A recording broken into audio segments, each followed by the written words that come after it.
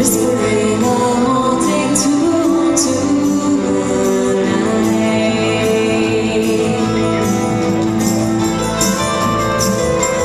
Velvet skirts spun round and round by her stare. In the woods without a sound, no one cared.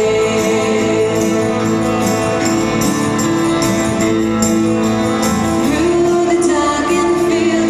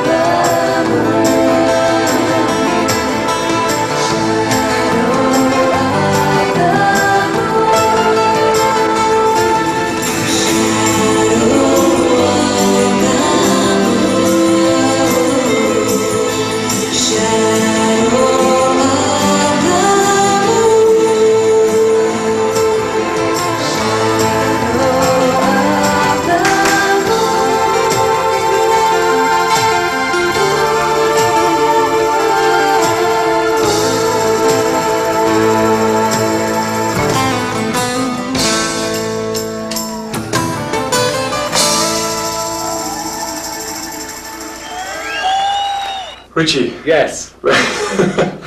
When did you have your first contact with medieval music, and how was the development till that project now? That's a long story, and I'd rather not talk about it now. Okay, it started probably around about 1974.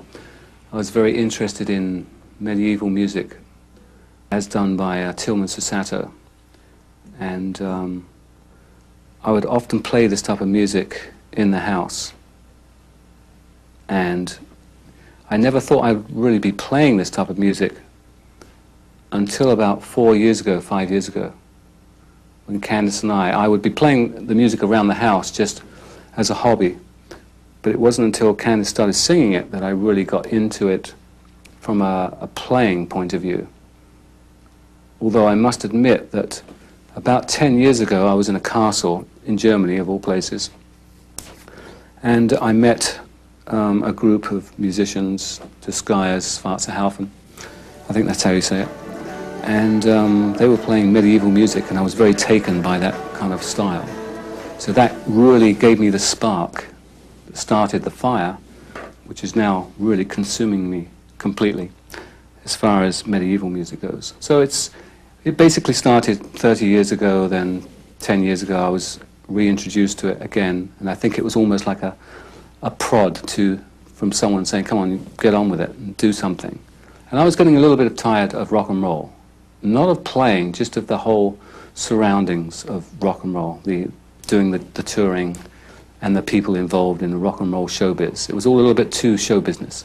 I wanted to get back to the simple times, go back to the woods, build a tree house.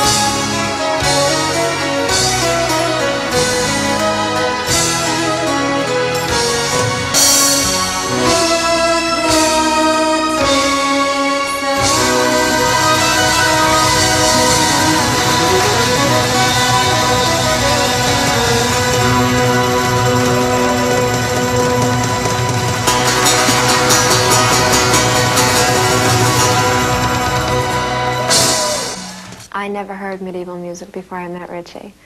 Never. But the interesting part of that is that instead of just hearing it and it bringing me back centuries ago, where I think that does that with him, it originally, when he first introduced me to it, Richie and I had started seeing each other about 8 years ago. And I would come up to his house around Christmas time, and it would be beautiful, big, beautiful English Tudor house, a lot of dark wood, and me being very American, I didn't ever see something like this before. Usually the houses are all plaster, but he always had all of this beautiful antique kind of furniture, and everything that I remember about that time was put to the medieval music, because he would constantly be playing that around the house. So originally, when I first started thinking Renaissance or medieval music, it reminded me of those wonderful times that we first had back in the house that we first met and first started getting to know each other. So that was really what the connection was for me. That's why it really soul stirred me originally, right? That's true, true.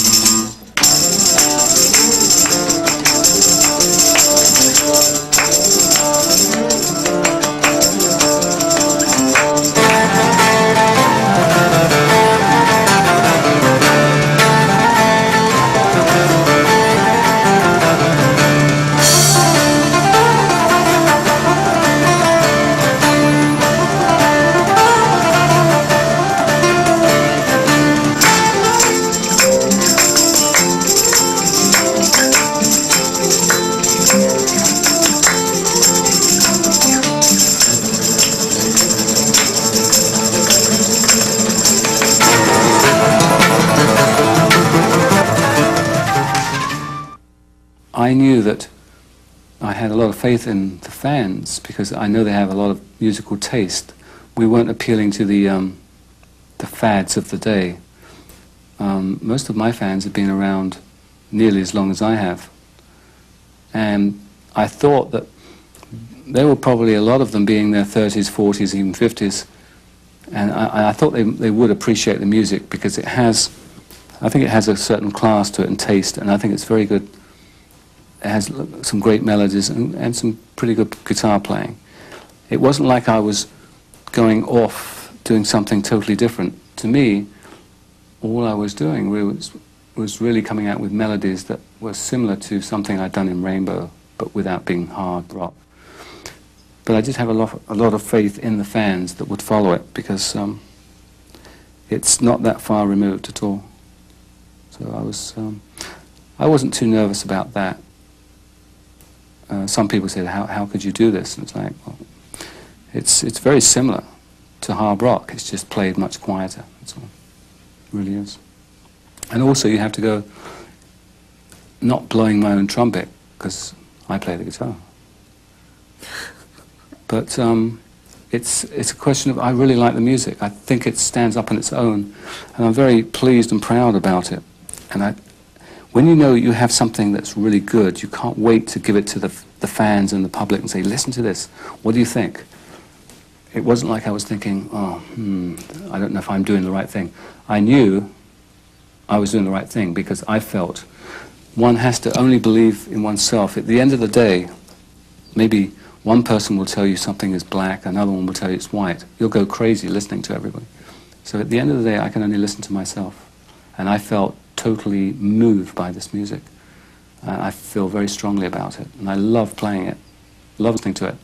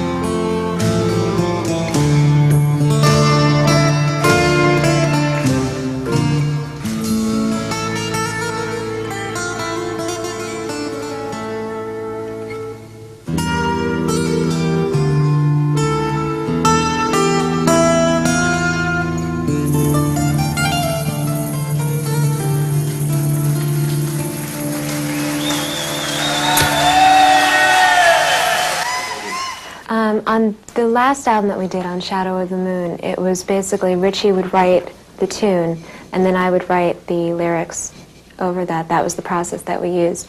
I think it might change on the next album, though, because there's a song that I had written by myself, words and music also, that he seems to like very much, which is a big compliment for me because he's so critical, which is a song called Now and Then, and he wants to put it on the next album. That'll be the first song that I'd written the music and the lyrics on that's been out there. Usually the process is he'll come up with a song and he'll play it to me and say, here, see what you can do with this. And he'll hum the melody over the top of it that I sing, and I'll just write the words into that. So that's what we do.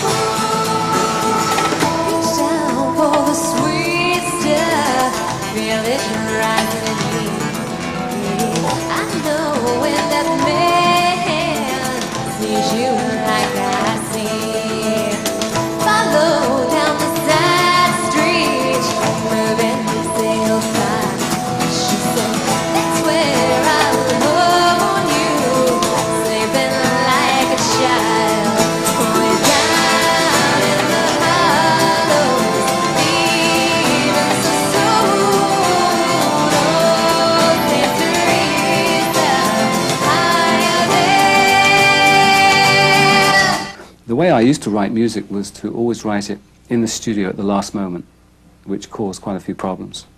Time consuming, and the pressure was on, and you couldn't really think about the music that you were going to play. But we have some, I think, very good tunes written for the next LP, and I'm looking forward to it. Me too. We Are you? actually perform one of the tunes, yes I am. Oh. We perform one of the tunes in concert now, a song called Under the Violet Moon.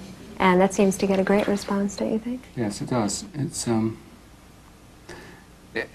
a song about.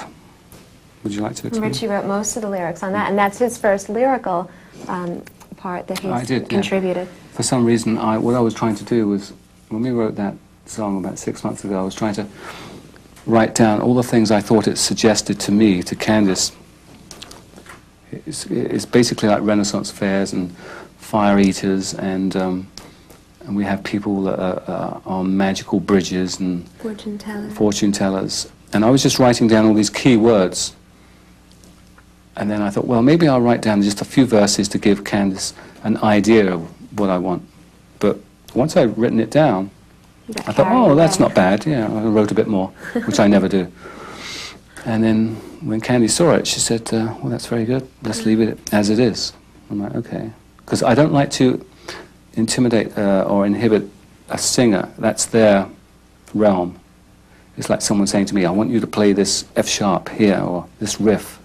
And that confines me into playing it in such a way that I want total freedom in the music, unless it's a really good idea. But and I always respect a singer's angle, which is, that's their realm. I usually leave that to them. Even if I have ideas of what to say, I try not to kind of mention it, because that's up to them.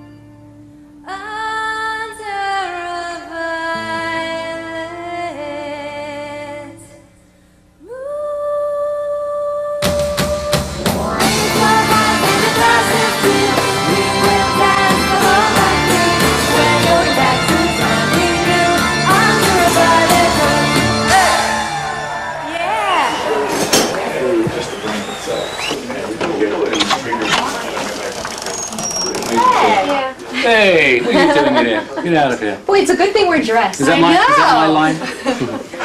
Yeah. What were you just doing? Show me what you were just doing. Go ahead. Just rehearsing something. Snuggly day. Go around, and then we go back, and we go forward, and something like that. And then shoot the shoulder.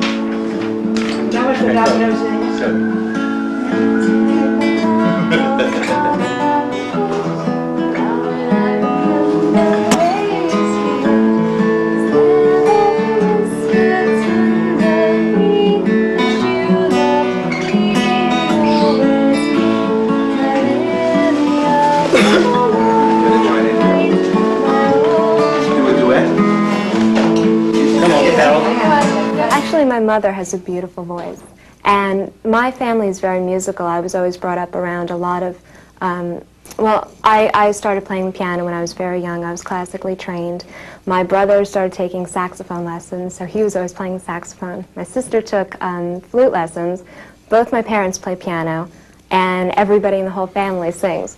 So it's always been very musical experience for me all through growing up. So yes, I think I would have to say everybody in my house has a wonderful voice.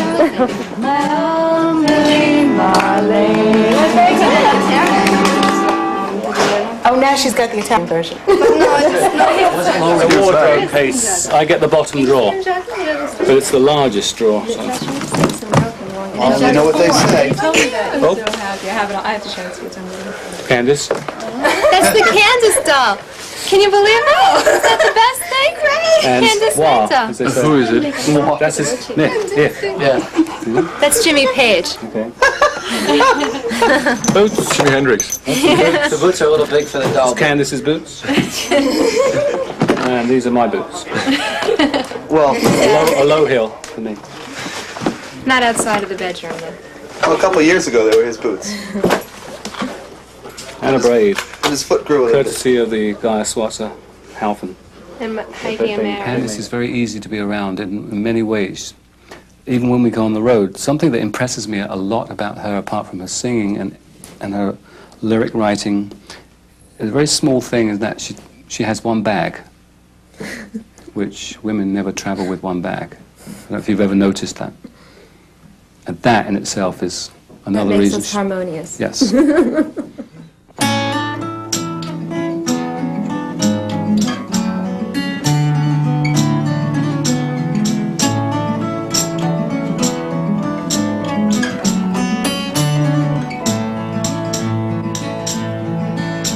I called your name out loud in the cold jar. The crystal I held was like an old friend. The vines proud the walls, the wind held its breath, but the answer I longed for never came. Your name they had said was cursed beyond measure. The families at odds, fought with poison tongues, and yet through the dark of blind bitter hate broke a glittering light up to love's face.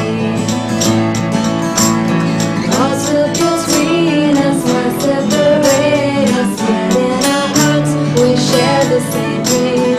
Feeling so strong we just must carry on to our magical world. Destiny called them like a silver poem. They followed the dance till the music died out. The last time they met was on a deathbed, knowing they'd meet again in the light. Walls built between us, not separate us, yet in our hearts we share the same dream. Feeling so strong we just must carry on to our magical world.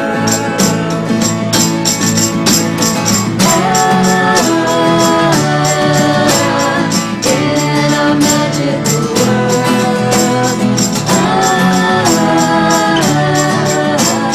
In our magical world.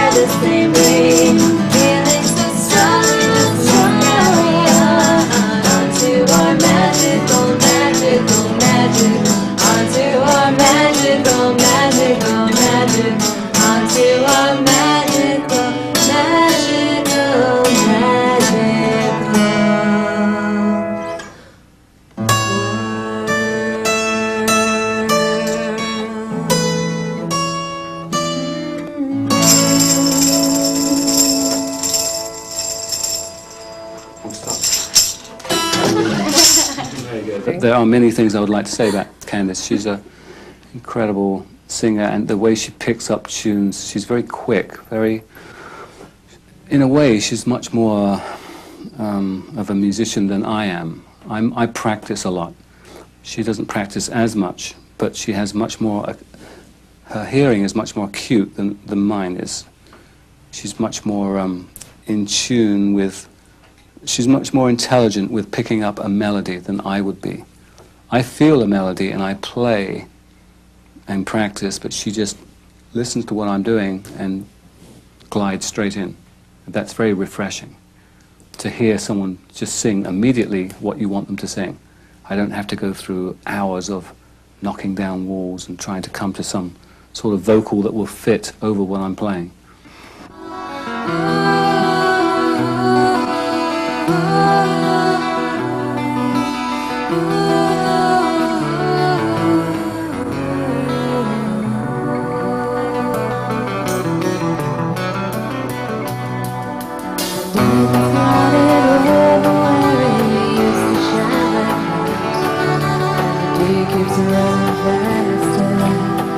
To the arms of the night, stitches on the tapestry say everything is great. We'll find its way home again. But I'm tired of crying. No second chances, don't knock on the door. There won't be any answer, I won't be here no more. This house we had together, still be in its place, but the rest of this is much too hard to face.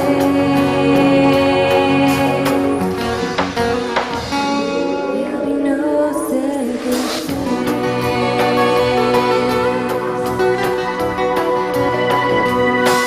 The moment I was wasting, walking on the beach, we gazed about the stars. I swear they were in our reach. Time went on minutes, their answers darkness, like you've been gone into the past. No second chances, don't knock on my door. There won't be any answer, I won't be here no more.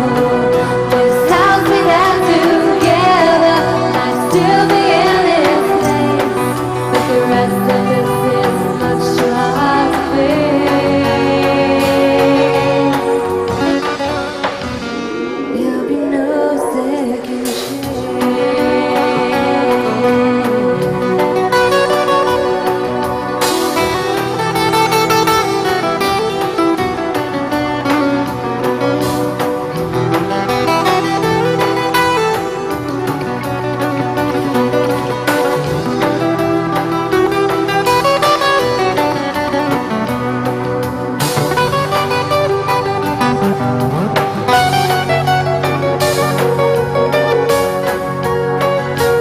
It was a dream come true that I never realized that I wanted to come true in the first place. I think my first obligation to Richie was to be there for him as a friend and to be more supportive more than anything else. And then when we slowly evolved with this project, relationship-wise and musically, that became the dream come true. Everything together was the dream come true. It wasn't just that we got together and this was what I wanted to do, was sing for a band. I never thought about that before.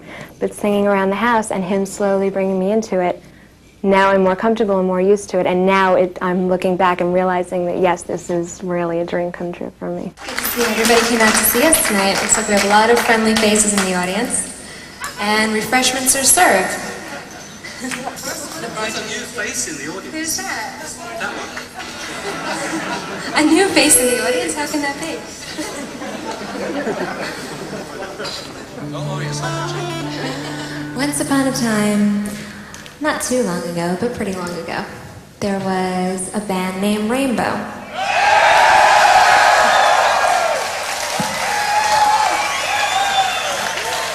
Have you heard this one before? And it was run by an evil wizard. He wrote wonderful, magical tunes. And this is one of them.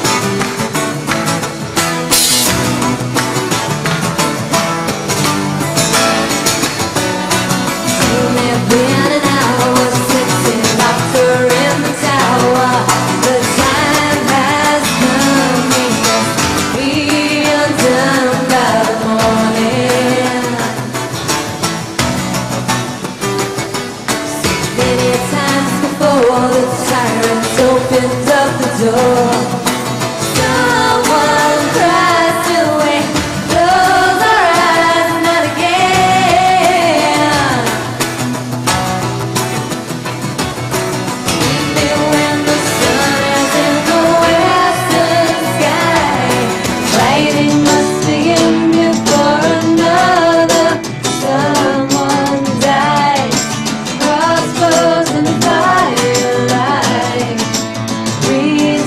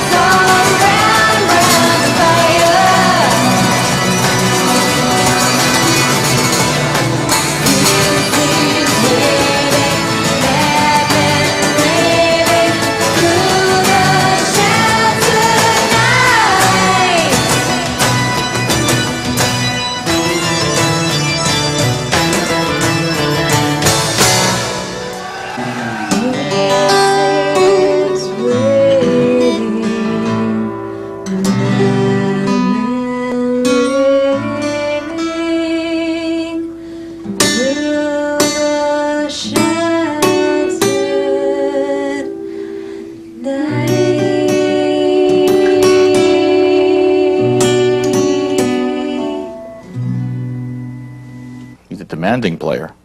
He's not difficult. He knows what he wants. These rehearsals for Blackmore's night were very relaxed. They were, because he loves this music. He has a real passion for it. And that passion has rubbed off on everybody else in the band. And you can't help but, hear the CD, and it just is you walk away listening to it, and you walk away from it, and you feel good about the whole thing. So that translated into rehearsals.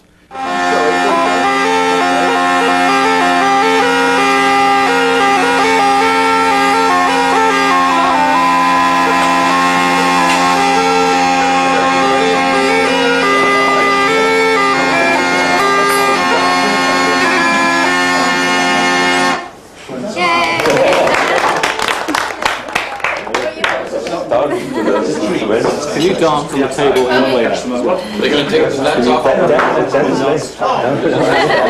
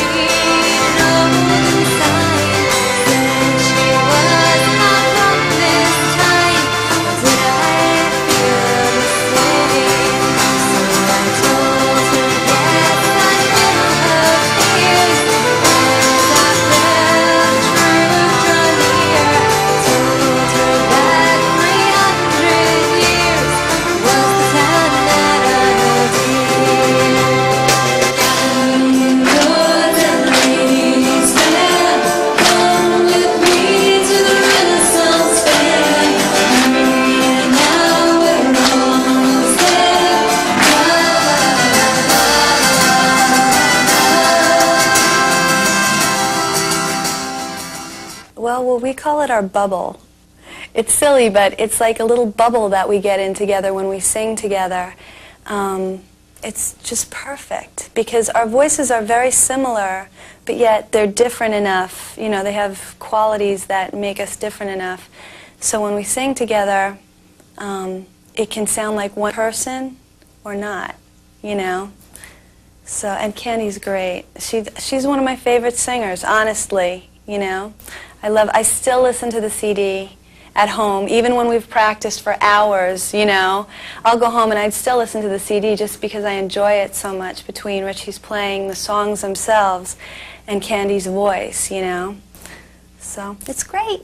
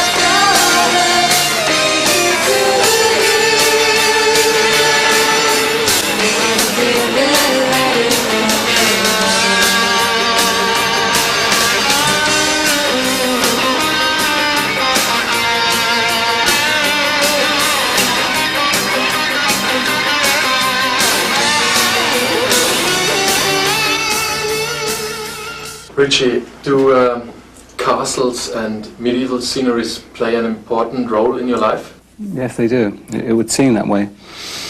I stay at enough of them, especially in Germany. I love the place that we're in now, Ramersdorf. It's a great place. It's something about the architecture. There's a feeling of fullness here. I think it's also with some of these castles, I pick up a kind of a feeling of that some of the musicians from the old days, even probably Bach's, Beethoven's, and people that really had something to say about music, probably stayed at some of these castles. And the history here, you can't help but be overwhelmed with it. And it's hard to explain. Again, music to me is all feel. And when I go to a castle, I feel there's a purity in the air that hasn't been distorted by society of today. They've bypassed it to go down to the office down the road, which is a place, if I'm in a castle, I can breathe easier. I feel better, and I maybe fantasize or just, I live life more to the fullest, as opposed to going to a recording studio or an office where I feel very, I don't know, very thwarted, confined. I feel like almost a feeling of, what's the word, claustrophobic, almost in offices and studios. So that's why quite often I'll go to a castle to make records.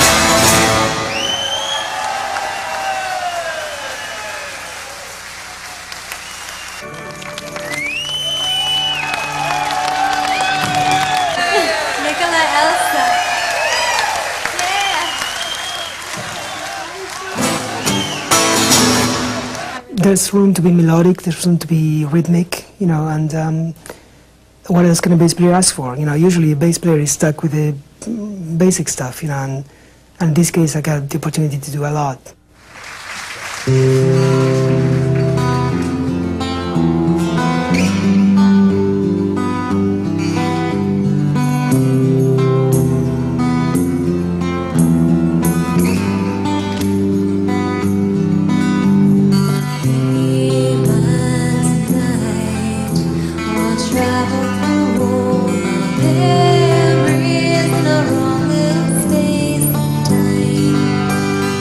Always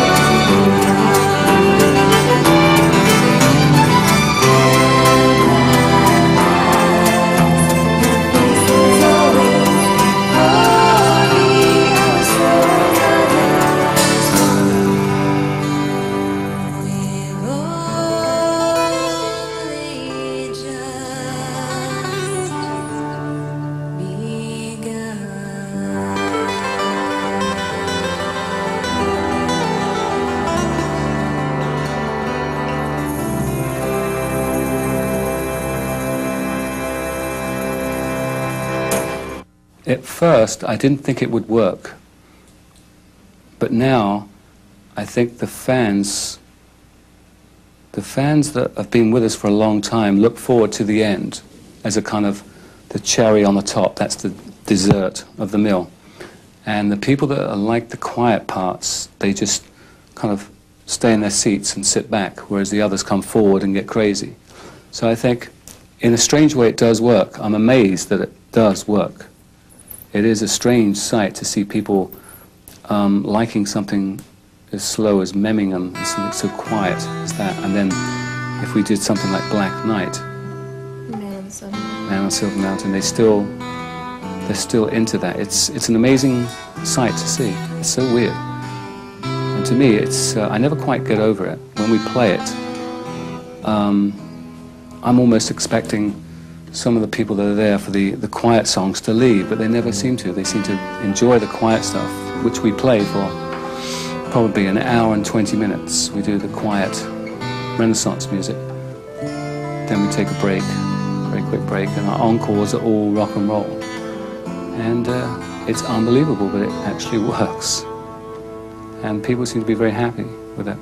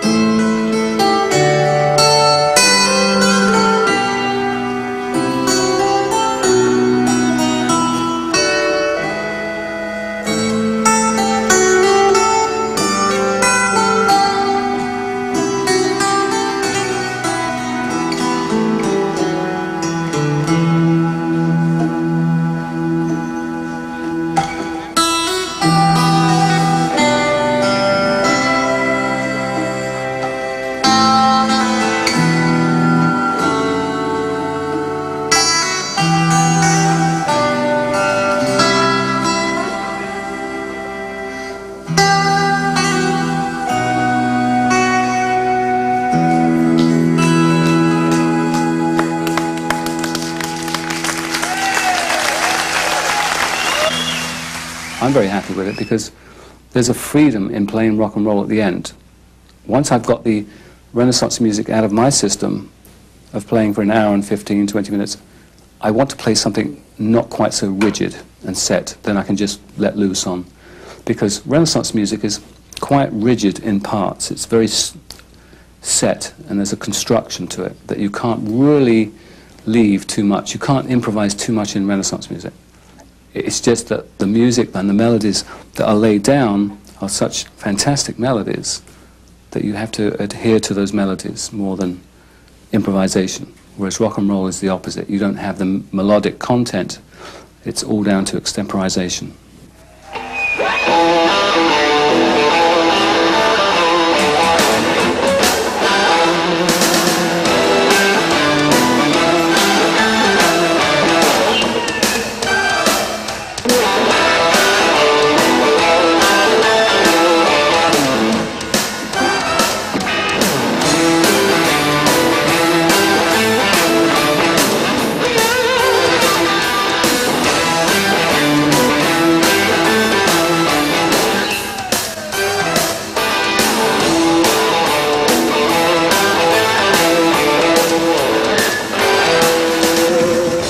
To me, it's always been medieval music and Renaissance music is very close to rock and roll.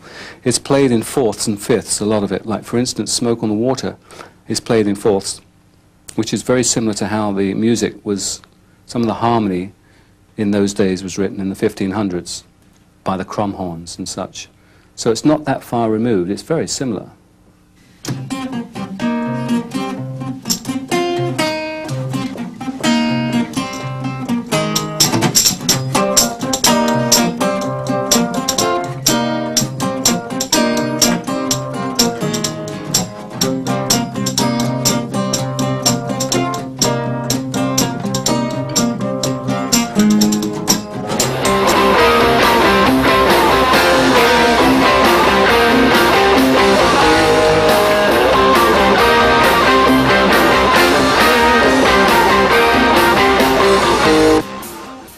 Here's a good poster. Really? I was so stupid. They always put these posters up where we're playing. They never put them up around town.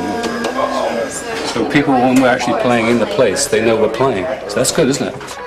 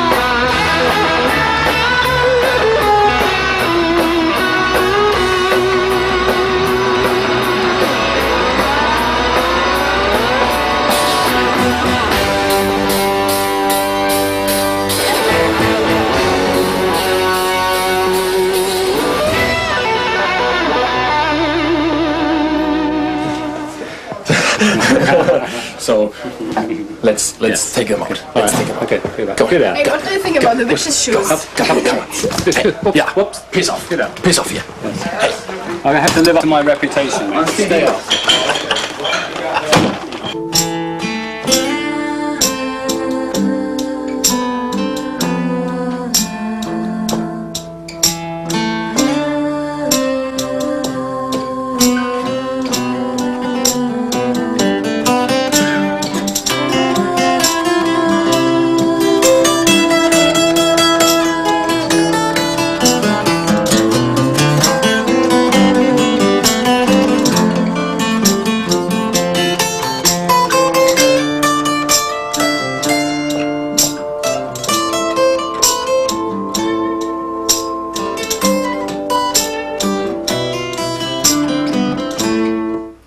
At the moment, I'm very happy that things are going forward because I was very skeptical, not skeptical, I was very nervous of taking this on the road because the music is so quiet, and I thought that I don't want to let my fans down that I already have. I want them to enjoy what we're doing, but I don't want them to be put off. I don't want it to become a music lesson because someone can go to a classical concert and see a music lesson. This had to be a little bit of a party atmosphere and something that would move the soul, transcend people into a majestic world. I'm getting carried away here. And so I think the way we're going is we're taking it step by step.